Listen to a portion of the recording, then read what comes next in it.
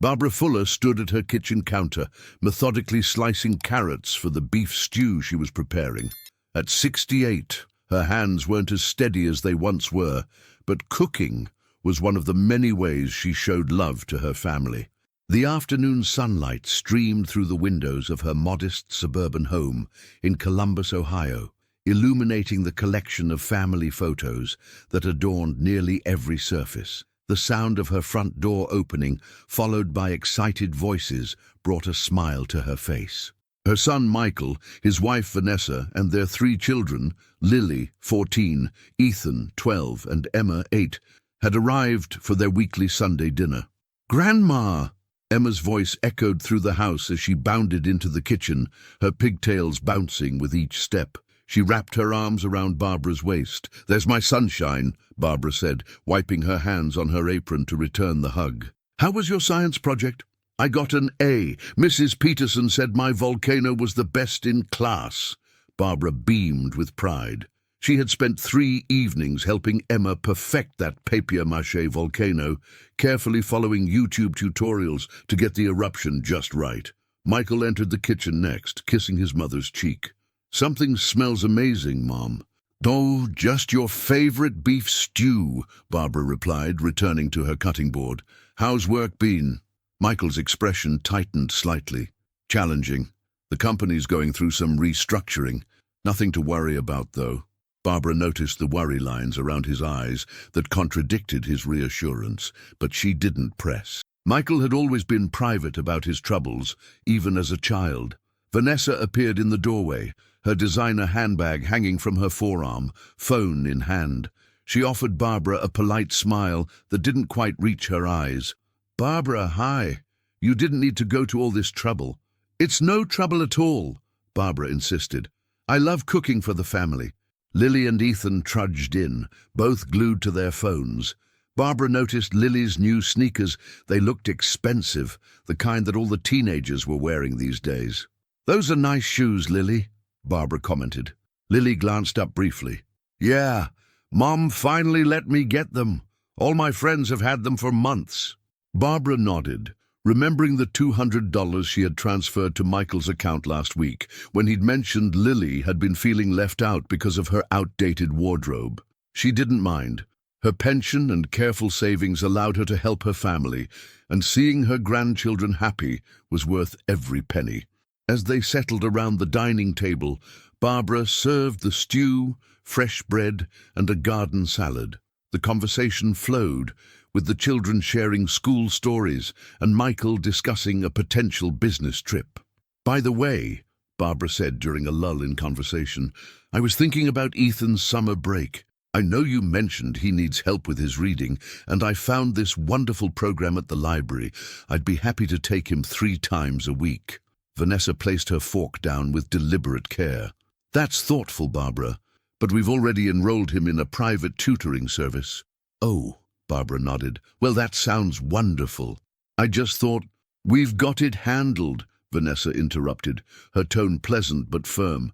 "You don't need to worry about these things." Barbara took a small sip of water. "I'm not worried. I just want to help. I know how busy you both are with work. The tutoring center is professionally run," Vanessa continued. "They have certified teachers with actual qualifications." Geez, the subtle dig wasn't lost on Barbara, who had been an elementary school librarian for 30 years before retiring. "Mum's just trying to help, Van," Michael said quietly. Vanessa's smile tightened. "And it's appreciated. But we have a system that works for our family. Barbara, you get to be the fun grandmother who bakes cookies and gives presents. We handle the parenting." Barbara felt a familiar ache in her chest. "I understand. I just thought with your work schedule—" "A grandmother is not a mother," Vanessa stated flatly, cutting her off. "I'm their mother. I make the decisions about their education, their activities, and their upbringing." The table fell silent. Even the children stopped eating, sensing the tension. Barbara felt as though she'd been slapped. She carefully placed her napkin beside her plate, struggling to maintain her composure. "Of course, you're absolutely right, Vanessa." Michael shot his wife a disapproving look, but said nothing. Instead, he quickly changed the subject to the upcoming baseball season, and the moment passed. But Barbara couldn't forget those words, each one a small dagger. A grandmother is not a mother.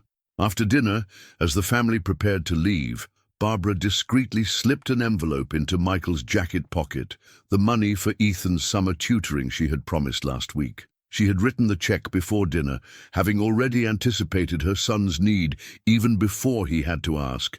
"Thanks for dinner, Mom," Michael said, hugging her goodbye. "Don't mind Vanessa. She's been under a lot of pressure at work." Barbara nodded, forcing a smile. "It's fine, dear. I understand." As she stood on the porch watching them drive away, Barbara wiped a single tear from her cheek.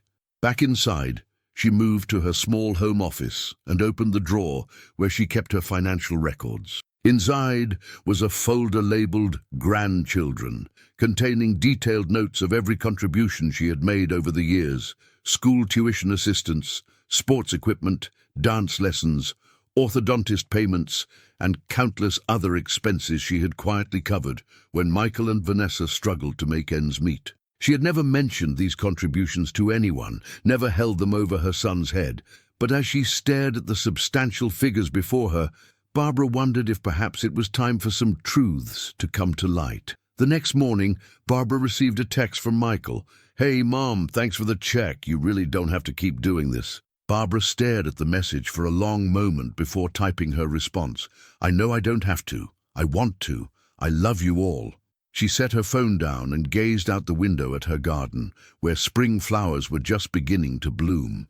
The words still echoed in her mind. A grandmother is not a mother. Perhaps not, she thought. But she was much more than just the fun grandmother who bakes cookies, and soon enough, everyone would know exactly what that meant. The following Wednesday afternoon found Barbara sitting in her silver Honda Civic outside Westfield Middle School. She checked her watch, 3:15 p.m. The final bell had just rung, and students would be pouring out any minute. She had received a text from Michael earlier that day. "Mom, huge favor. Van has a client emergency and I'm stuck in meetings. Can you pick up the kids? Ethan has baseball practice at 5 and Lily needs to be at dance by 4:30. Emma can just go home with you until we're done. Sorry for the last-minute ask." Barbara had immediately agreed, grateful for the chance to spend time with her grandchildren. It was these small moments, ferrying them between activities, hearing about their day while it was still fresh, that she treasured most. A stream of students emerged from the building, and soon Barbara spotted Ethan's lanky frame, his backpack slung over one shoulder. He was walking with a group of boys, laughing at something one of them had said. When he noticed her car, he waved goodbye to his friends and jogged over. "Hey, Grandma," he said, sliding into the passenger seat. "Hello, sweetheart. Good day at school?" Ethan shrugged. "It was okay. We got our math tests back." "And how did you do?" Barbara asked, pulling away from the curb. "B-," he said, not meeting her eyes. "Dad's not going to be happy. He said I needed at least a B+ if I wanted to go to baseball camp this summer." Barbara nodded thoughtfully. She knew Michael had high expectations for his children's academics, a trait he'd inherited from his own father. "Well, a B- isn't terrible. And there's still time to bring your grade up before the end of the term, I guess," Ethan mumbled, staring out the window. They drove to the elementary school next, where Emma was waiting with her teacher. The 8-year-old bounded toward the car with her usual enthusiasm, her backpack nearly as big as she was.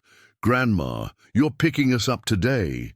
She climbed into the back seat, immediately launching into a detailed account of her day. "We're doing a play in class, and I got to be the narrator, which is the most important part because I have to remember the whole story and tell it right. And Miss Jennings said I have a natural dramatic flair, which I think means I'm good at it." Barbara smiled at Emma in the rearview mirror. "That's wonderful, honey. I'd love to hear you practice your lines." Their final stop was at Lincoln High School, where they found Lily waiting impatiently by the main entrance, tapping away at her phone. "You're late," she said as she got into the car, not looking up from her screen. Barbara checked the time. "Only by 5 minutes, dear. There was a bit of traffic coming from Emma's school." Lily sighed dramatically, but didn't argue further.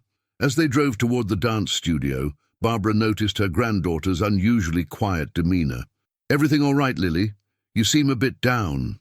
Lily finally put her phone away. "It's nothing, just there's this weekend trip to New York that the dance team is doing. To see a Broadway show and take a master class with some famous choreographer, but it costs $600, and Mom already said no." "I see," Barbara said carefully. "That does sound like a wonderful opportunity." "Everyone else is going," Lily continued, her voice tight with frustration. "Mom says we can't afford it right now, but she just bought herself another designer purse last weekend." "It's so unfair." Barbara bit her lip, choosing her words carefully. "Sometimes adults have to make difficult decisions about finances, honey." "Whatever," Lily muttered. "It's not like I asked to be in this family." The car fell silent except for Emma humming softly to herself in the back seat. Barbara's mind was already working through solutions. She could easily cover the cost of the trip, but Vanessa's words from Sunday dinner stopped her. A grandmother is not a mother. She would need to talk to Michael first. After dropping Lily at dance and promising to return in an hour, Barbara took Emma and Ethan to a nearby cafe. She ordered hot chocolates for the children and a tea for herself. "Grandma," Emma asked, her face serious as she clutched her mug with both hands, "are you rich?" The question caught Barbara off guard. "Rich? Why do you ask that, sweetheart?" Emma shrugged. "Tommy in my class said his grandma is poor and lives in a tiny apartment with lots of cats. But you have a nice house and you always give us presents." Barbara smiled. "I'm not rich, Emma. I saved carefully during my working years, and your grandfather left me well provided for when he passed. I have enough for what I need, and a little extra to share with the people I love." "Like when you paid for my braces?" Ethan asked suddenly, stirring his hot chocolate absently. Barbara froze. "What do you mean, Ethan? I heard Dad talking to Mom last month. He said he was grateful you covered my orthodontist bill because his overtime got cut." Ethan looked up at her. "And last Christmas, when I got that expensive baseball glove, Dad said that was really from you, not Santa." Barbara felt her heart beat faster. "Your father and I sometimes share expenses, yes. That's what families do. They help each other." "Mom was mad," Ethan continued. "She said she doesn't like taking your money." "It's not taking if it's freely given," Barbara said gently. "And it's not just money, Ethan. It's love." Emma piped up. "Mum told Dad that you try to buy our love with presents and money." Barbara's hand trembled slightly as she set down her teacup. "Is that what she said?" Emma nodded solemnly. "She said you think you can just pay for everything and then tell her how to raise us." The words stung, but Barbara maintained her composure for the children's sake. "Your mother is entitled to her opinion, Emma, but I want you both to know something very important." She leaned forward, looking each child in the eye. "I don't give because I expect anything in return. I give because I love you. And that's what love does. It gives without counting the cost." Ethan seemed to consider this. "So, you're not trying to be our mom?" "No, sweetheart. Your mother is your mother, and she loves you very much. I'm your grandmother, and I have my own special role in your lives." Barbara reached out to squeeze his hand. "But that doesn't mean I can't help when help is needed." After finishing their drinks, they headed to Ethan's baseball practice. As Barbara watched him join his teammates on the field, her phone buzzed with a text from Michael. "Van still stuck with client. Can you take kids home after activities? We'll be back by 8. Dinner in fridge. Thank you." Barbara quickly replied that it was no problem. Then, after a moment's hesitation, she added, "Need to talk to you about something important. Call me when you can." When they finally collected Lily from dance and arrived at Michael and Vanessa's house, Barbara helped the children with homework, warmed up the lasagna left in the refrigerator, and listened to Emma practice her lines for the school play. It was nearly 8:30 when Michael and Vanessa finally returned, both looking exhausted. "Mom, you're a lifesaver," Michael said, giving her a quick hug. Vanessa offered a tight smile. "Yes, thank you, Barbara. I hope they weren't too much trouble." "No trouble at all," Barbara assured them. "We had a lovely time." As she gathered her things to leave, Barbara caught Michael's eye. "Don't forget to call me," she said quietly. "It's important." Later that night, as Barbara sat in her living room reviewing her financial records, her phone rang. It was Michael. "Hey, Mom. Sorry it's late. What did you want to talk about?" Barbara took a deep breath. "Michael, the children said something today that concerns me. They seem to be aware that I've been helping financially with various expenses." There was a long silence on the other end of the line. Finally, Michael sighed. "I'm sorry, Mom. Vanessa and I were arguing, and I guess they overheard. I never meant for them to know." "Why not?" Barbara asked gently. "I'm not ashamed of helping my family." "It's complicated," Michael said. "Vanessa, she has her pride, and things have been tougher at work than I've let on. The restructuring is really a series of layoffs, and I'm worried I might be next." Barbara's heart sank. "Oh, Michael, why didn't you tell me?" "Because I'm a grown man who should be able to provide for his family without running to his mother," he said, frustration evident in his voice. "And because Vanessa already feels like you judge her parenting." "I don't judge her," Barbara protested. "I just want to help." "I know, Mom, but sometimes help feels like criticism, especially to Vanessa." He paused. "Look, can we talk about this another time? It's been a long day." Barbara agreed, but as she hung up, she knew things couldn't continue as they were. The children were caught in the middle of an unspoken tension, and secrets were starting to spill out. Something would have to change, and soon. The next morning, Barbara made a decision. She called her financial advisor and scheduled an appointment. It was time to put everything in order and make some things very clear. If a grandmother wasn't a mother, then perhaps it was time to define exactly what a grandmother was and wasn't. 3 days after her conversation with Michael, Barbara sat across from Harold Winters, her financial advisor of 15 years, in his downtown office. The space was tastefully decorated with dark wood furniture and framed diplomas on the walls, conveying a sense of stability and trust that had always reassured Barbara. "So, let me get this straight," Harold said, adjusting his glasses as he reviewed the documents before him. "You want to create an educational trust for each of your grandchildren, but you want specific conditions attached." Barbara nodded firmly. "That's right. I want the money to be exclusively for their education, college tuition, study abroad programs, educational summer camps, that sort of thing. And I want it structured so that they can access it at 18, with no need for their parents' approval." Harold leaned back in his chair. "That's certainly doable. But Barbara, this represents a significant portion of your savings. Are you certain you want to allocate this much?" "I'm certain," she replied without hesitation. "What good is money sitting in an account while my grandchildren miss out on opportunities? And I've kept enough for myself. I've always lived modestly." "What prompted this decision now?" Harold asked, his tone curious rather than judgmental. He had known Barbara long enough to understand she rarely made financial decisions impulsively. Barbara sighed. "Let's just say I've come to realize that my contributions to my grandchildren's lives haven't been fully appreciated. I want to ensure that the money I've set aside for them actually reaches them for the purposes I intend." Harold nodded thoughtfully. "And what about the house? You mentioned possibly changing your estate plan as well." "Yes," Barbara confirmed. "I'd like to revise my will to leave the house to my grandchildren jointly, with the provision that it can't be sold until the youngest, Emma, turns 25. If they choose to sell it then, the proceeds would be split equally among them." As Harold made notes, Barbara felt a strange mixture of sadness and resolve. She had never intended to use her financial resources as leverage, but recent events had forced her hand. She wasn't trying to punish Michael and Vanessa.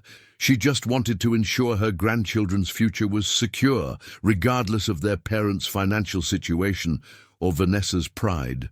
After finishing with Harold, Barbara drove to Ridgeview High School for Lily's dance showcase.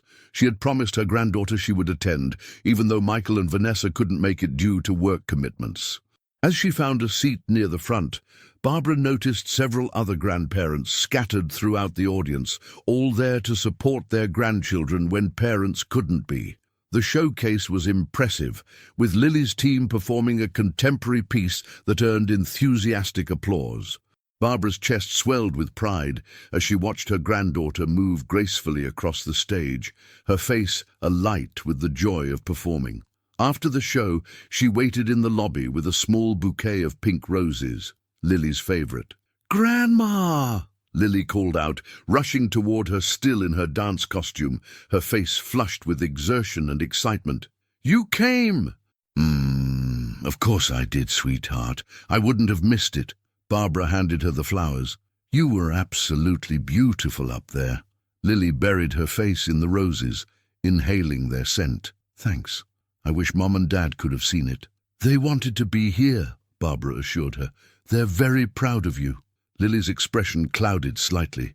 "Mom doesn't even like dance.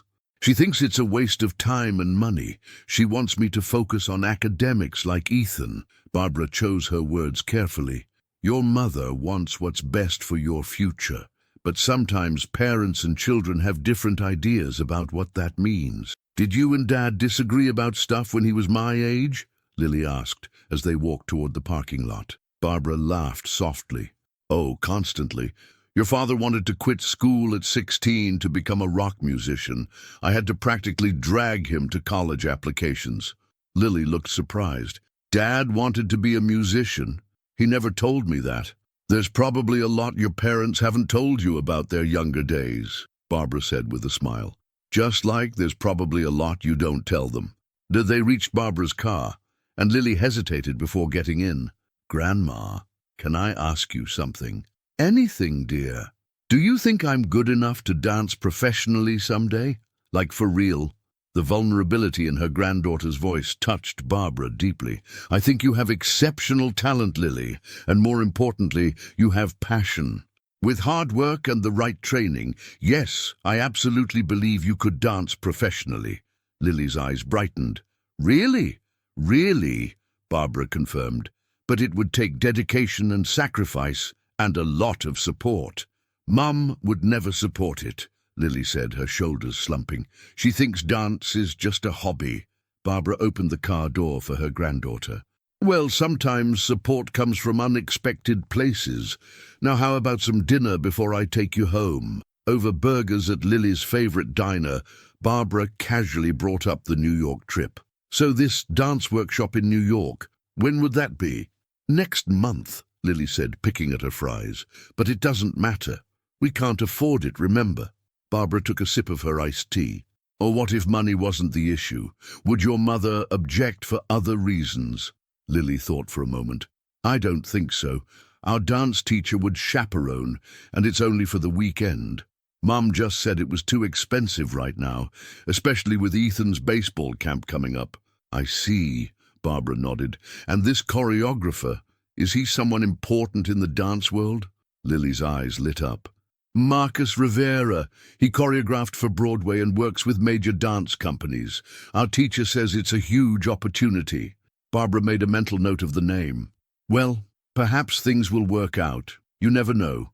When Barbara dropped Lily off at home, Michael was waiting in the living room, grading papers for the business course he taught part-time at the community college, a second job he'd taken on to help with expenses. "Thanks for taking her, Mom," he said, getting up to give Barbara a hug. "How was the showcase?" "Wonderful. Your daughter has real talent, Michael." He smiled proudly. "She gets that from your side of the family. I have 2 left feet." Barbara hesitated, then decided to broach the subject. "Lily mentioned a dance workshop in New York next month." Michael's expression immediately grew guarded. "Ah, yes, the $600 weekend that's essential to her dance career." "It sounds like a valuable opportunity," Barbara suggested gently. Michael ran a hand through his hair, a gesture he'd had since childhood when he was stressed. "Mom, we've been through this. Vanessa and I decide what extracurriculars we can afford. Right now, with things so uncertain at work." "I could help," Barbara offered, "as a special gift for Lily." "No," Michael said firmly. "Vanessa would see it as undermining her authority again. You know how she feels about accepting your money, even if it's for Lily's benefit," Barbara pressed. Michael's expression hardened. "Mom, please, Don't make this harder than it already is." Before Barbara could respond, the front door opened and Vanessa walked in, looking exhausted from her day at the law firm where she worked as a paralegal. Her expression tightened when she saw Barbara. "Barbara, I didn't realize you'd still be here," she said, setting down her briefcase. "I was just leaving," Barbara assured her. "I took Lily to her dance showcase and then for a bite to eat." Vanessa glanced at Michael. "Dance showcase? I thought that was next week." "It was tonight," Michael confirmed, looking uncomfortable. "Remember? We discussed it last weekend. You said you couldn't get away from work." "Right," Vanessa said, though her expression suggested she didn't remember at all. She turned to Barbara with a tight smile. "Thank you for taking her." "It was my pleasure," Barbara replied. "Lily was wonderful. She has real talent, Vanessa." Something in Vanessa's expression shifted. "Talent doesn't pay bills or build careers, Barbara. What Lily needs is to focus on academics, not pirouettes." Barbara felt a flash of indignation on her granddaughter's behalf. "Many successful people have built careers in dance and the arts, and pursuing passion is important for young people." "Is that what you're teaching my children behind my back?" Vanessa asked, her voice deceptively calm. "That they should chase dreams instead of practicality?" Michael stepped forward. "Van, Mom was just—" "No, Michael, I want to hear what your mother thinks is best for our children," Vanessa interrupted, "since she's so invested in their upbringing." Barbara took a deep breath, determined to remain calm. "I think what's best is for children to feel supported in their interests while also learning responsibility. And Lily works very hard at her dancing. And who's going to support her when dancing doesn't work out?" "You," Vanessa challenged, "because I've noticed you're very generous when it comes to indulging the children's whims, but those whims don't prepare them for the real world." "The New York trip isn't a whim," Barbara said quietly. "It's an educational opportunity with a renowned choreographer." Vanessa's eyes narrowed. "So Lily's been complaining to you about not being able to go to New York? Perfect. Now I'm the villain, because I won't spend money we don't have on a weekend trip." "I offered to help with the cost," Barbara admitted. "Of course you did," Vanessa said bitterly.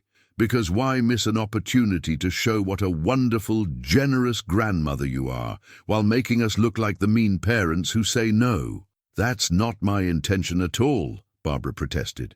"Isn't it?" Vanessa shot back. "Just like it wasn't your intention to undermine my authority when you told Emma that her bedtime was silly last month. Or when you bought Ethan that video game I specifically said he couldn't have." Michael placed a hand on his wife's arm. "Vanessa, that's enough." But Vanessa wasn't finished. "You know what, Barbara? If you want to play mother so badly, why don't you just take over completely? Pay all their bills, make all their decisions, because that's what you really want, isn't it?" The room fell silent. Barbara felt as though the air had been knocked from her lungs. She gathered her purse and car keys, her hands trembling slightly. "I should go," she said quietly. "Michael, we'll talk later." As she drove home, tears blurred Barbara's vision. Vanessa's accusations weren't entirely without merit. Perhaps she had overstepped at times, but her intentions had always been good. She had only ever wanted to help, to ease burdens, to provide opportunities. Sitting alone in her kitchen that night, Barbara made a difficult decision. She picked up her phone and composed a text to Michael. "I've set up educational trusts for the children. The paperwork will be ready next week. This isn't negotiable. We need to talk, all of us, about the future and how we move forward as a family." She hesitated only briefly before pressing send. Sometimes, she reflected, love meant standing firm, even when it hurt. And sometimes the truth, however painful, was the only path forward. The tension in Michael and Vanessa's living room was palpable. Barbara sat on the edge of the sofa, her posture perfect despite her discomfort. Across from her, Michael paced back and forth while Vanessa remained standing, arms crossed defensively over her chest. It had been 4 days since Barbara's text about the educational trusts, and after several heated phone conversations, they had finally agreed to meet while the children were at school. "I still don't understand why you did this without discussing it with us first," Michael said, running his hand through his hair for what must have been the 10th time that morning. "These are our children, Mom." "I know they're your children," Barbara replied calmly. "And that's precisely why I created these trusts, to secure their future regardless of what happens." "What's that supposed to mean?" Vanessa demanded. "Regardless of what happens, are you implying we can't provide for our own kids?" Barbara met her daughter-in-law's gaze steadily. "Michael told me about the potential layoffs at his company. I know you're both working incredibly hard, but financial situations can change in an instant. I learned that when your father died, Michael." Michael stopped pacing. "This isn't like when Dad died. We're not in crisis." "Not yet," Barbara acknowledged. "But why wait for a crisis? I have the means to help now, and this way the money is protected specifically for their education." "Protected from what? From us?" Vanessa's voice rose slightly. "Do you think we'd misuse money meant for our children?" Barbara sighed. "That's not what I meant. The trusts ensure the money goes directly to educational expenses, college tuition, study programs, educational enrichment, things that will give them advantages in life." "Like Lily's dance workshop in New York?" Michael asked, his tone softer than his wife's. "Yes, like that," Barbara confirmed. "Or Ethan's baseball camp, or specialized reading programs. Opportunities that might otherwise be out of reach." Vanessa shook her head. "I don't like this. It feels like you're trying to control our parenting from the sidelines. Like you don't trust our judgment." "It's not about trust," Barbara insisted. "It's about ensuring options. When the children turn 18, they'll have access to funds specifically for their education and development. It doesn't diminish your role as parents in any way." "Doesn't it?" Vanessa challenged. "What happens when Lily wants to go to some expensive arts college instead of getting a practical degree? Will you encourage that rebellion because you've given her the means to defy us?" Barbara took a deep breath. "What I've done is give your children options. Whether they pursue arts or sciences or business should be their choice, guided by your wisdom as their parents.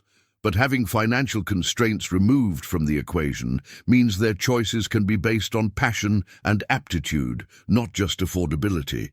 Michael sat down heavily on the armchair. "Mom, how much money are we talking about here? What exactly have you done?" Barbara opened her purse and removed 3 folders, each labeled with one of her grandchildren's names. "I've allocated $75,000 for each child's educational trust. The funds will become available to them when they turn 18, with the stipulation that withdrawals must be for educational purposes." Michael's eyes widened. $225,000? Mum, that's a fortune. "It's my life savings, along with the insurance money from your father," Barbara explained. "I've kept enough for my own needs. The rest should go where it will do the most good, to my grandchildren's futures." "We can't accept this," Vanessa said immediately. "It's not yours to accept or reject," Barbara replied, her voice gentle but firm. "The trusts are irrevocable. The money belongs to Lily, Ethan and Emma now, held in trust until they're of age." A heavy silence fell over the room. Michael stared at the folders on the coffee table, while Vanessa turned to look out the window, her back rigid with tension. Finally, Michael spoke. "There's something else, isn't there? This isn't just about the trusts." Barbara nodded slowly. "I've also revised my will. The house will go to the 3 children jointly when I'm gone, with the provision that it can't be sold until Emma turns 25. "Your house?" Michael looked stunned. "But I always thought, we assumed it would come to us and then eventually to the kids." "I thought that would be best," Barbara explained. "This way, they'll always have a safety net, a home they can return to if needed, or an asset they can sell to fund their dreams when they're mature enough to make wise decisions." Vanessa turned around, her expression a mix of hurt and anger. "So you're cutting us out completely? After everything we've done to raise your grandchildren, to include you in their lives?" "I'm not cutting anyone out," Barbara said firmly. "I'm making sure my grandchildren are provided for directly. And as for including me in their lives—" She hesitated, then decided it was time for complete honesty. "Vanessa, You've made it very clear that you see my involvement as interference, that a grandmother is not a mother, as you put it." Vanessa's cheeks flushed. "That was one comment made in the heat of the moment." "Perhaps," Barbara conceded, "but it reflected your true feelings, didn't it? You've resented my financial help, my suggestions, my presence in the children's lives beyond the role of the fun grandmother who bakes cookies." "That's not fair," Michael interjected. "Vanessa has never kept you from seeing the kids." "No, she hasn't," Barbara agreed, "but she has made it clear that my input isn't welcome, that my offers of help are intrusions, and that my financial contributions are somehow shameful, so shameful that you've both hidden them from the children." "We were trying to protect them," Michael argued. "Kids shouldn't have to worry about money. And yet Lily knows she can't go to New York because we can't afford it," Barbara pointed out. "Ethan knows his baseball camp is in jeopardy. They're already aware of financial limitations, Michael. What they don't understand is why those limitations exist when their grandmother has been willing to help all along." Vanessa's face hardened. "So that's what this is really about. You're punishing us because we didn't properly thank you for your handouts, because we had the audacity to parent our own children without following your suggestions." Barbara felt a flash of hurt at the word handouts, but she kept her composure. "This isn't about punishment. It's about clarity.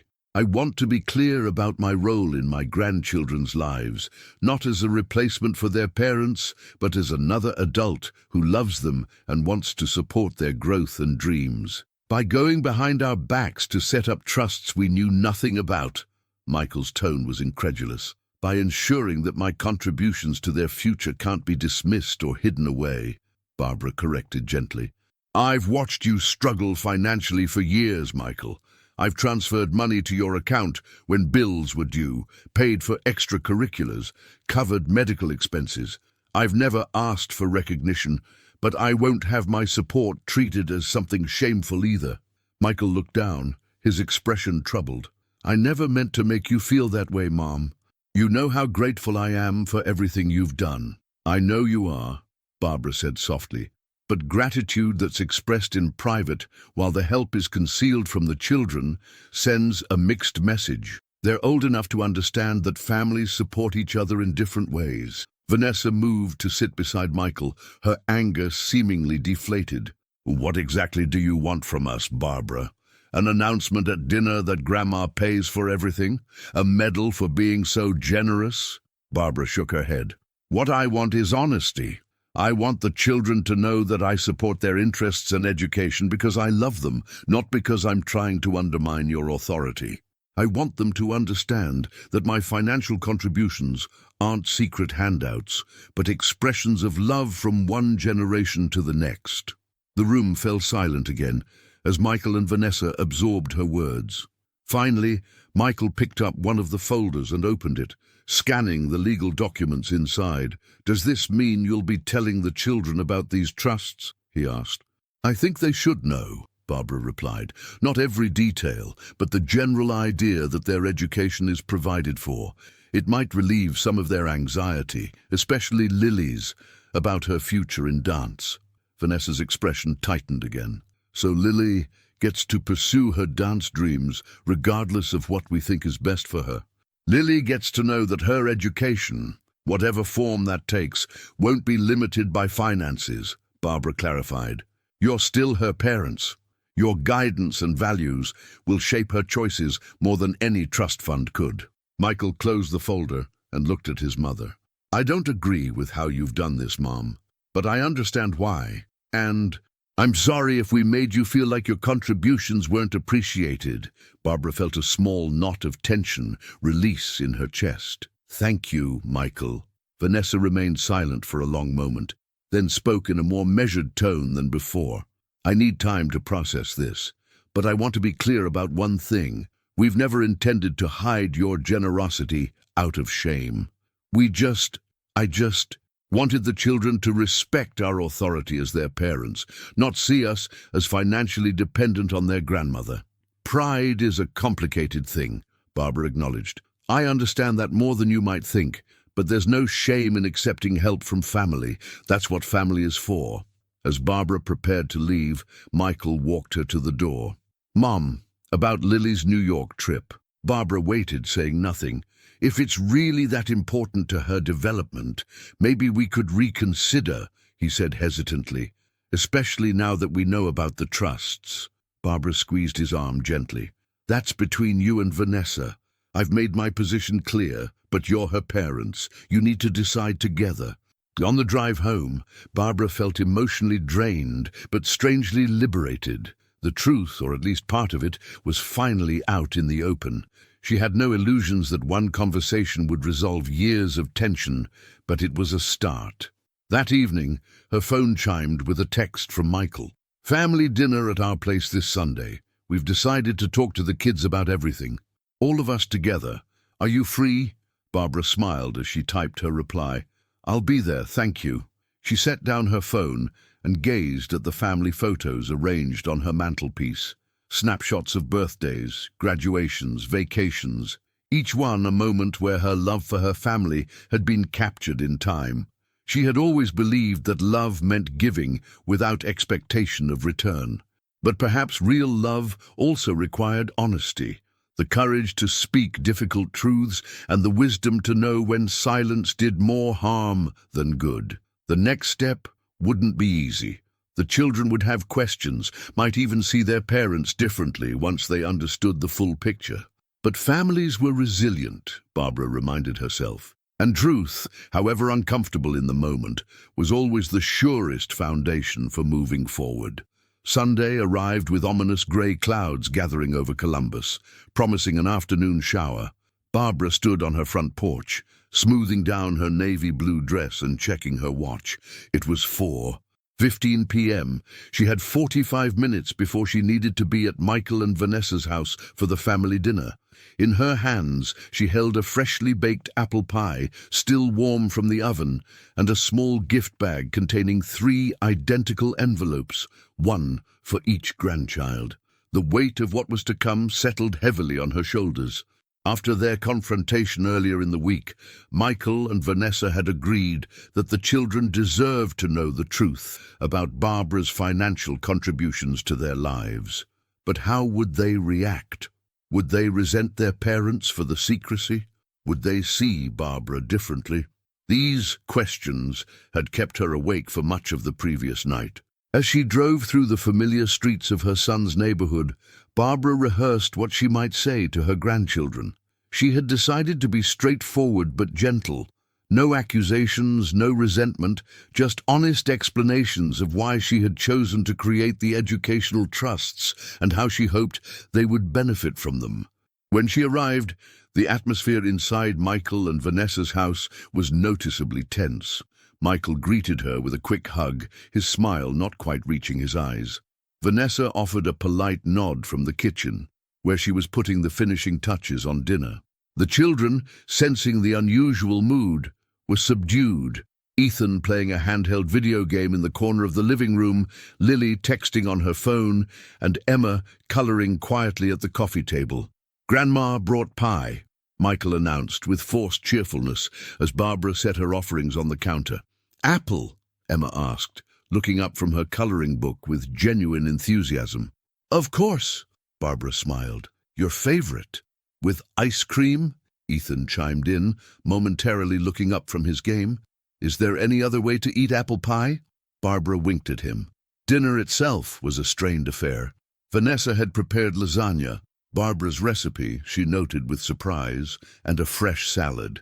The conversation remained superficial, with Michael asking the children about school and activities, while Vanessa remained mostly silent, responding only when directly addressed.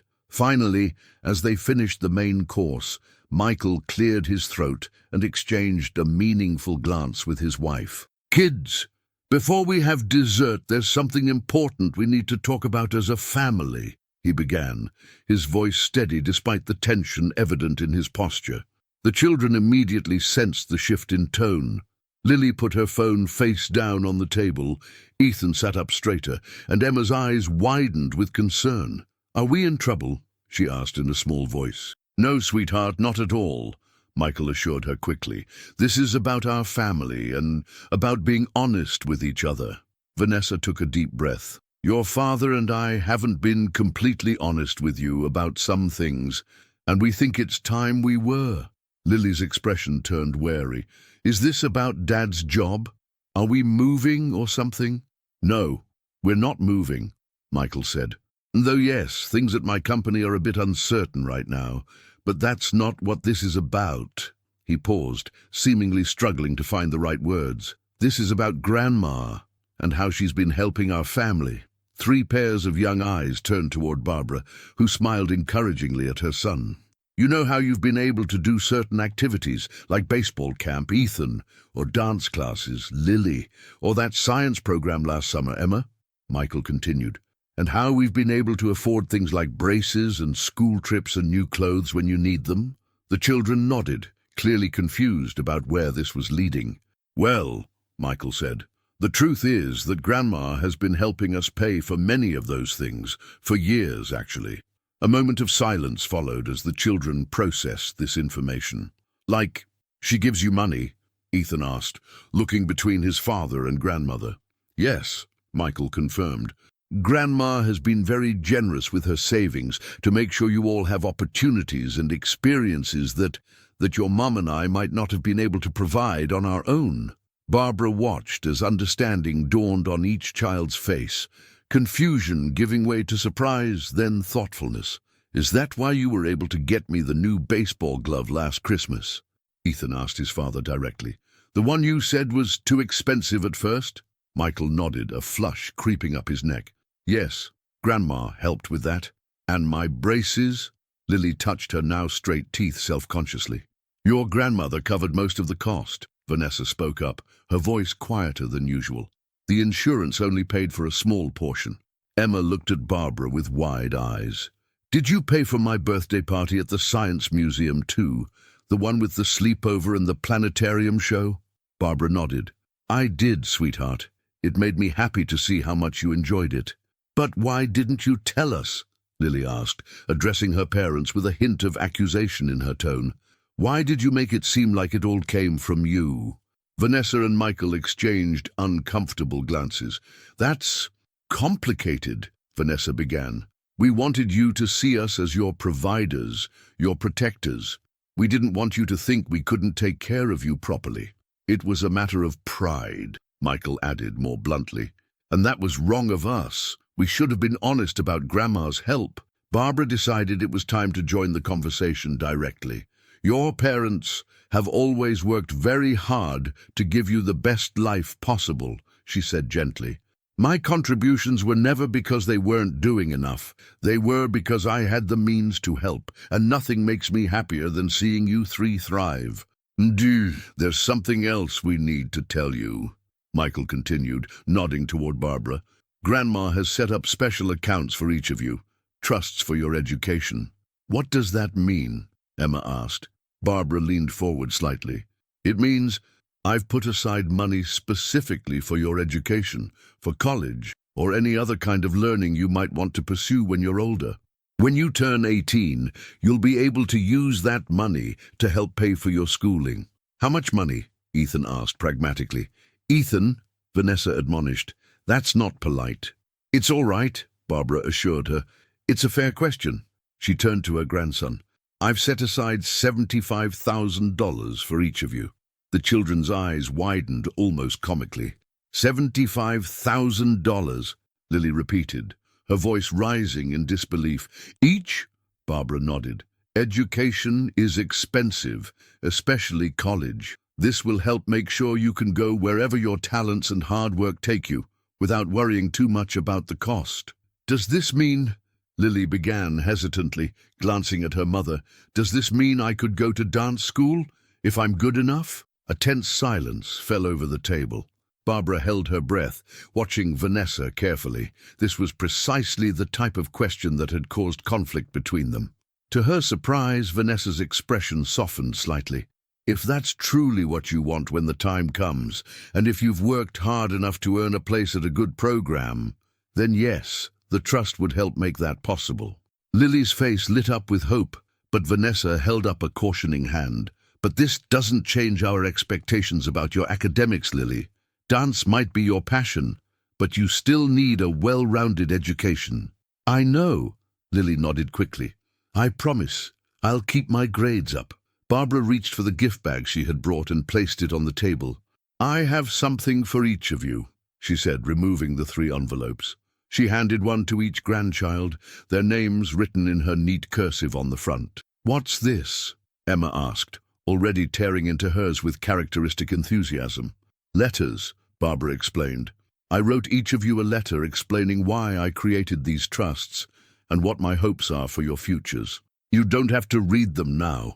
They're private, between me and each of you. Ethan turned his envelope over in his hands, thoughtfully. So all this time, when you've been helping us, did Mom and Dad ask you to do it? Another uncomfortable silence descended on the table. Barbara waited, allowing Michael and Vanessa to answer. Sometimes we asked, Michael admitted, when things were tight financially. But often Grandma offered before we even had to ask. She's always been very generous. Why did it have to be a secret? Lily pressed, a hint of hurt in her voice. Were you embarrassed or something? Vanessa flinched slightly at the direct question. It wasn't about embarrassment exactly. It was... She paused, clearly struggling. It was about our relationship as a family, Michael finished for her. Sometimes adults make things more complicated than they need to be. Your mom and I wanted to feel like we were providing everything for you on our own. And sometimes we weren't as gracious about accepting help as we should have been. Barbara noticed Vanessa's subtle nod of acknowledgement at this diplomatic phrasing of their years of tension. Does this change anything? Emma asked, looking between her parents and grandmother with concern. Are you guys fighting? No, sweetheart, Barbara assured her quickly. We're just being more honest with each other and with you 3.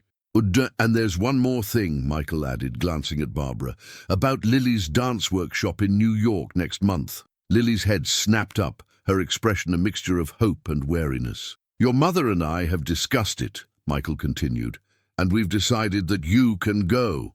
Really? Lily gasped, looking to her mother for confirmation. Vanessa nodded. Yes. If it's really that important to your development as a dancer, then we shouldn't stand in your way. The money will come from your educational trust, Barbara explained. That's what it's for. Opportunities like this.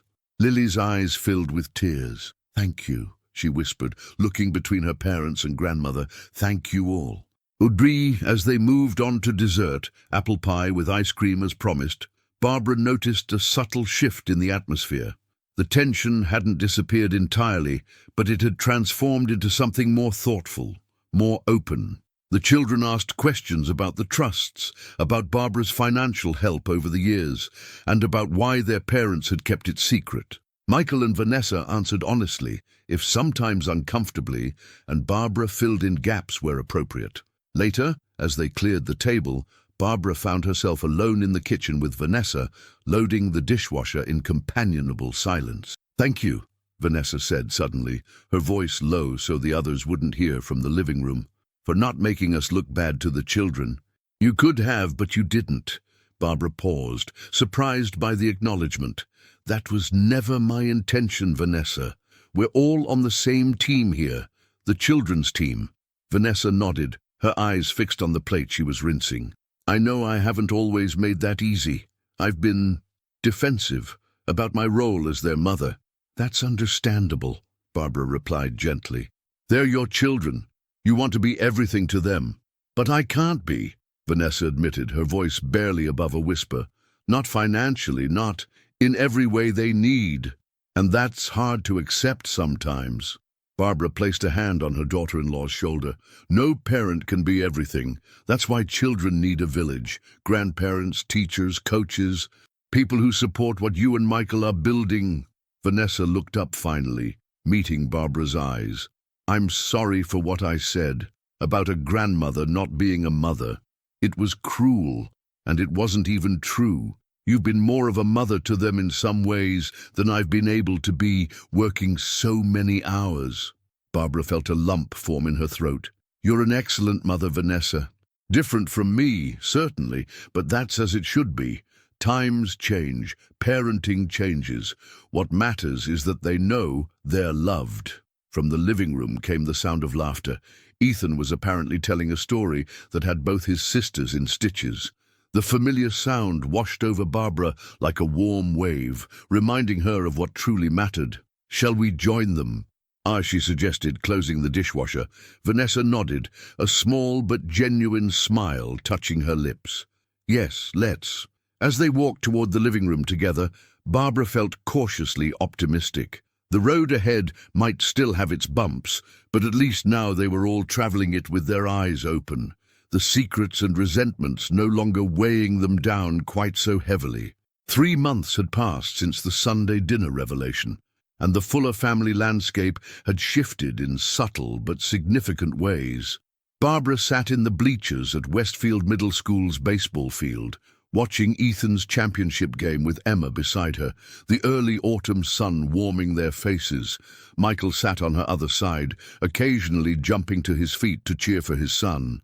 "Dad says Ethan might get a scholarship someday if he keeps playing this well," Emma informed Barbara, munching on popcorn from a shared bag. "For college," Barbara smiled. "That would be wonderful. But even if he doesn't, he'll still be able to go to a good school. Because of the trust." Emma nodded matter-of-factly. The educational trusts had become a normal topic of conversation in the family now, no longer shrouded in secrecy or shame. "Look, there's Mum." Emma pointed toward the entrance to the baseball field, where Vanessa was hurrying in, still dressed in her work clothes. She spotted them and waved, making her way through the crowd to join them. "Did I miss anything?"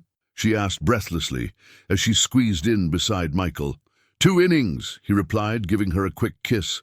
"But Ethan hasn't been up to bat yet." "I told my boss I had to leave for my son's championship game," Vanessa said, adjusting her blazer.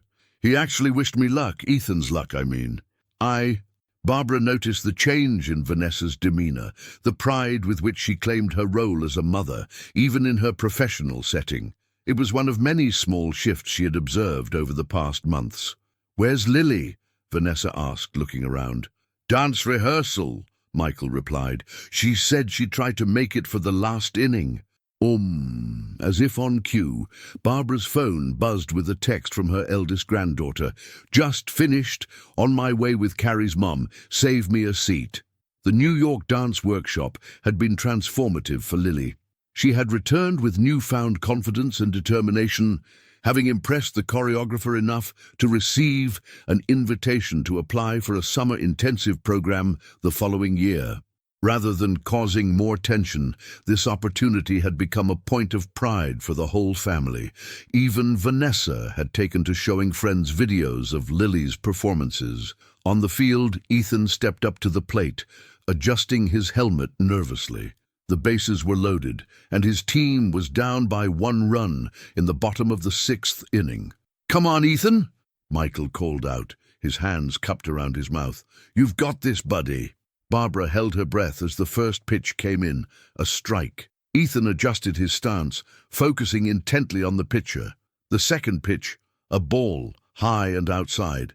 The third pitch came speeding toward him, and with a crack that echoed across the field, Ethan connected, sending the ball soaring into left field. The crowd erupted as Ethan raced toward first base, then rounded toward second as the ball sailed over the outfielder's head. 2 runners crossed home plate, putting Ethan's team ahead. Michael was on his feet, shouting encouragement, while Emma jumped up and down beside Barbara, spilling popcorn everywhere. By the time Lily arrived with her friend's mother, Ethan's team had clinched the victory, and the celebration was in full swing. Barbara watched as her family converged on the field. Michael lifting Ethan onto his shoulders, Vanessa capturing the moment on her phone, Emma and Lily cheering enthusiastically. "Thanks for coming to get me," Lily said, giving Barbara a quick hug before joining the celebration. "I didn't want to miss Ethan's big moment." As the excitement gradually subsided and they prepared to leave for the promised victory dinner at Ethan's favorite pizza place, Barbara found herself walking beside Vanessa, slightly behind the others. "Michael told me you helped him research summer baseball programs for Ethan," Vanessa said conversationally. "I appreciate that." He wanted to find something that would challenge Ethan technically, but still be fun, Barbara replied. I just made a few phone calls to old friends who know the local programs. Vanessa nodded. It's good having your experience to draw on. I didn't grow up with sports or dance. My parents couldn't afford extracurriculars. It was a small admission, but it helped Barbara understand Vanessa's perspective better. You've built a wonderful life for your children, she said sincerely. They're lucky to have you guiding them. And they're lucky to have you, Vanessa responded, the words coming more easily than they would have 3 months ago. We all are. At the restaurant, as they squeezed into a large booth with pizzas spread before them, Barbara looked around at her family. Michael and Vanessa sitting close together, the children animated and happy, the tension that had once separated them all notably absent. I have an announcement, Michael said as they finished their meal. I wasn't going to say anything until it was official, but I signed the paperwork today. All eyes turned to him expectantly. I've accepted a new position, he continued, his expression brightening. The layoffs at my company did happen, but before they could get to my department, I was recruited by Anderson Financial.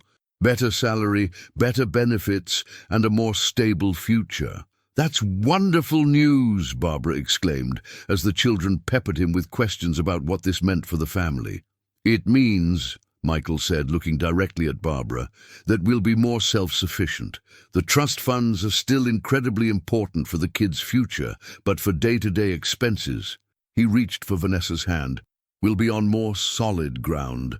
Barbara understood the unspoken message in her son's words, his desire to provide for his family, to stand on his own feet financially, while still appreciating the security the trust provided. It was a healthy balance, she thought, between independence and mutual support. Later that evening, as they prepared to part ways in the restaurant parking lot, Emma tugged on Barbara's sleeve. Grandma, can you come over tomorrow? I need help with my history project, and Mom said you'd know all about the civil rights movement because you were alive then. Barbara laughed, catching Vanessa's mortified expression. I wasn't quite alive during the civil rights movement, Emma, but yes, I'd be happy to help, if that's okay with your parents. Of course, Vanessa said quickly. We'd love to have you over, and I apologize for my daughter's somewhat flexible understanding of historical timelines. As they said their goodbyes, Lily hung back to speak with Barbara privately. I read your letter again last night, she said, referring to the note Barbara had given each grandchild the day of the family meeting.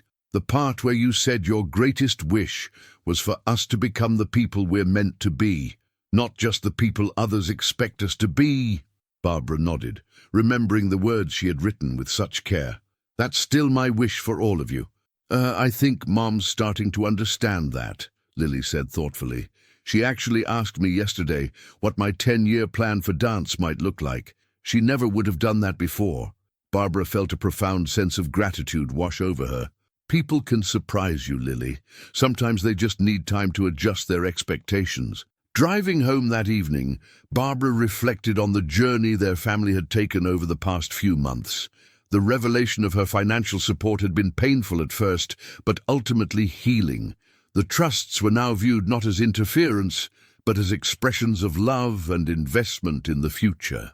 And most importantly, the walls that had separated her from fully participating in her grandchildren's lives had begun to crumble. A grandmother was not a mother. That much remained true. But in their family, they had finally found room for both roles to coexist, distinct but equally valuable, different but complementary. As Barbara pulled into her driveway, she felt a sense of completion, of having come full circle. The light on her porch welcomed her home, and for the first time in a long while, Barbara Fuller felt the rightness of her place in the world, not just as a grandmother, but as the heart of a family that was finally learning to beat as one.